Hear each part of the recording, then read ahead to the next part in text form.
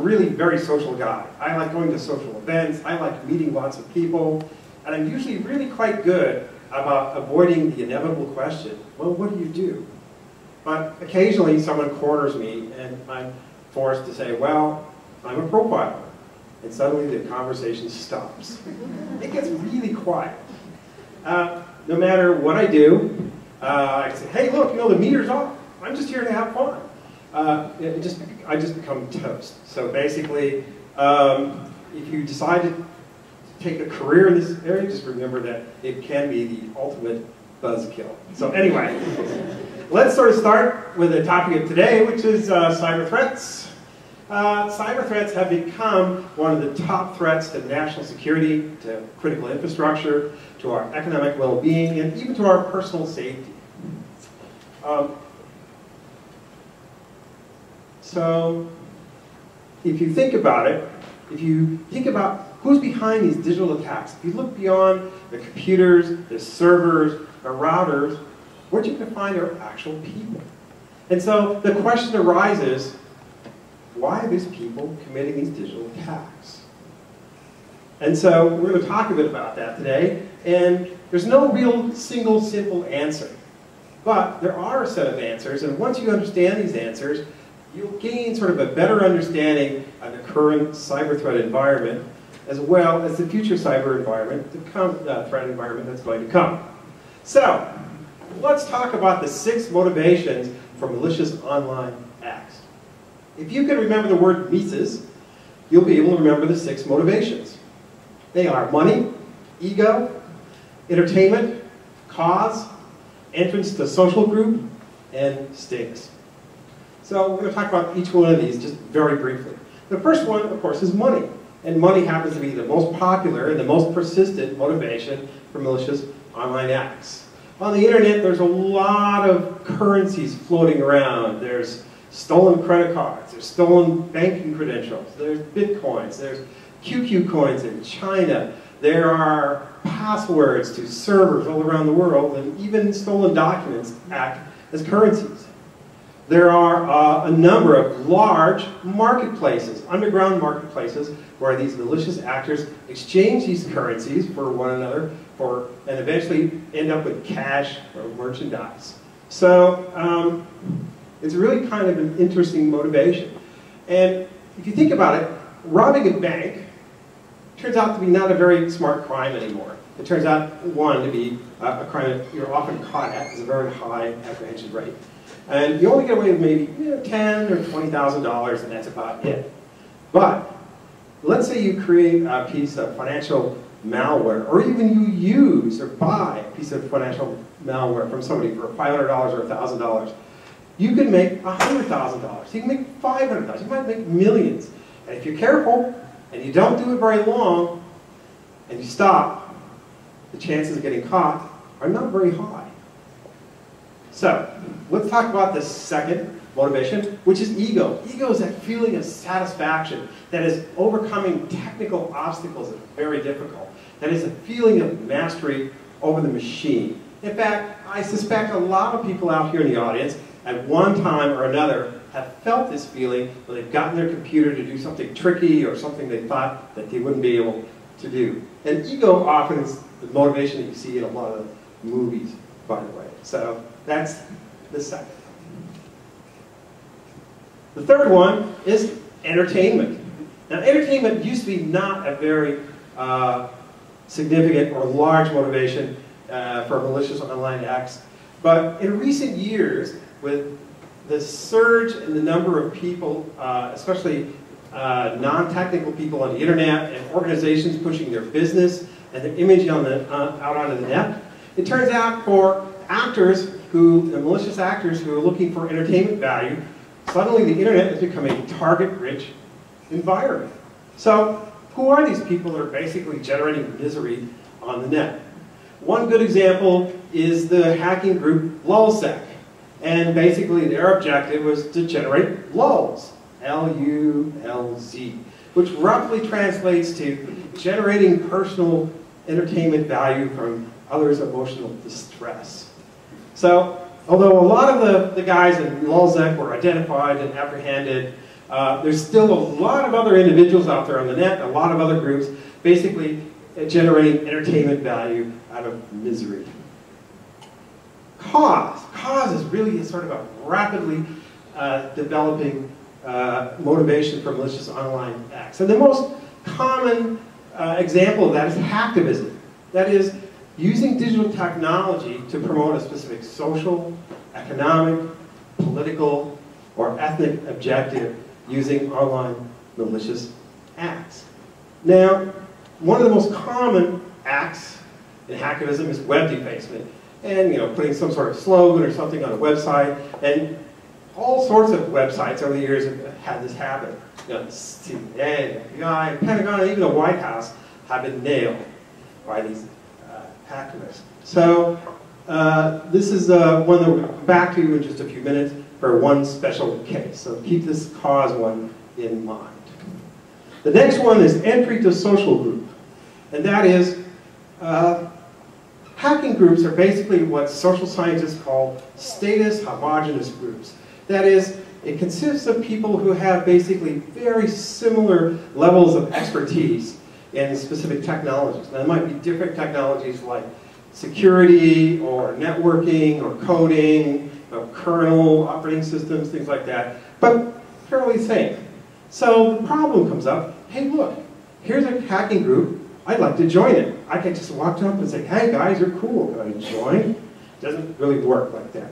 So what happens is, a candidate will sit down and write a piece of malware or an exploit and execute it and deploy it on the web, and then go back to the hacking group and say, hey look, see what I did? See how cool it is? See how sophisticated it is? And the hacking group will look at it, and they'll evaluate it, and if they feel like, well yeah, this is actually a nice piece of work, then they may invite the person into the hacking group, and they'll also take that exploit and then use it and deploy it on the web. Here, just up here in this picture is interesting. This is sort of this is a social network diagram of Russian hacking games, just so you're interested. The final motivation that we'll talk about is status. So when we talk about status, when social scientists talk about status, we're talking about respect, we're talking about power, we're talking about prestige. Now, in the hacking community, the social structure is what social scientists call a strong meritocracy. That is, that your level of expertise at something technical, whether it's coding or digital networks or security systems or hardware, or whatever it happens to be, your level of expertise sort of determines your level of respect, your status, your power and prestige, both in the local hacking group that you belong to, as well as the larger hacking community. So one of the ways to gain status is to write an exploit or malware and execute it, and basically show people, hey look, see what I did. Or for example, you go and break into a very secure military or government network and steal documents and say, hey, look what I have. So there are a number of ways that people sort of use status. And this picture, by the way, is from DEF CON. How many people here have been to DEF CON? Oh my God, nobody. The world's largest hacking conference in Las Vegas. Where, by the way, about 1 out of every 5 guys is some sort of federal person. So, just the way it works. All right. So, this slide pertains to probably the most important thing I'm going to talk about in my talk.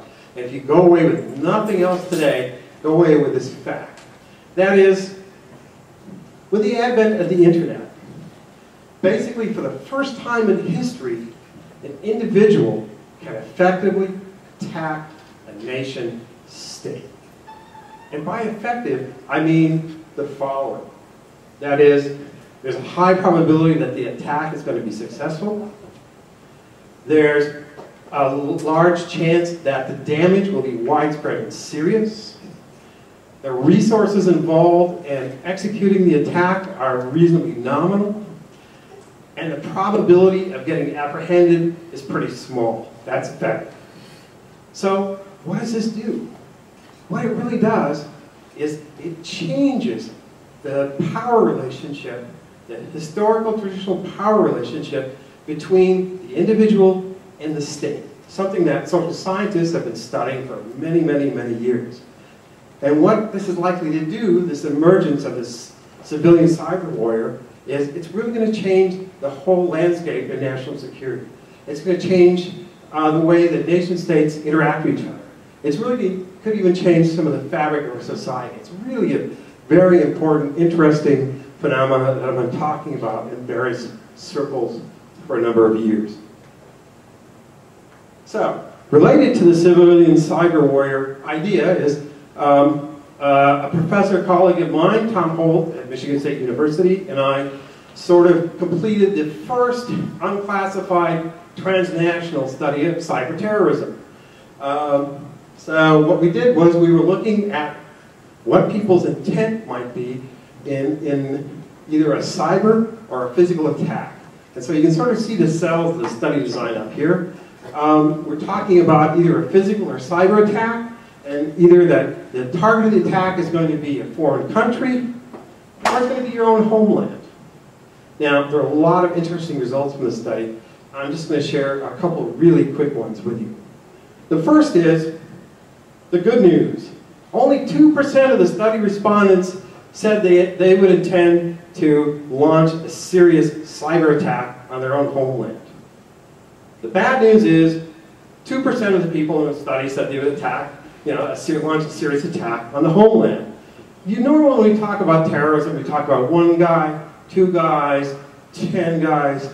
Everyone went crazy about 3 or 4 days ago when the video came out of the 100 Al-Qaeda activists, sitting in Yemen. But 2% times a reasonably large pool is hundreds of thousands, or even several million people. That becomes a threat pool. And inside that threat pool, you have to figure out which threats are real and which threats are not. So it's actually sort of a very important topic, needs a lot more research, and kind of a very interesting kind of result.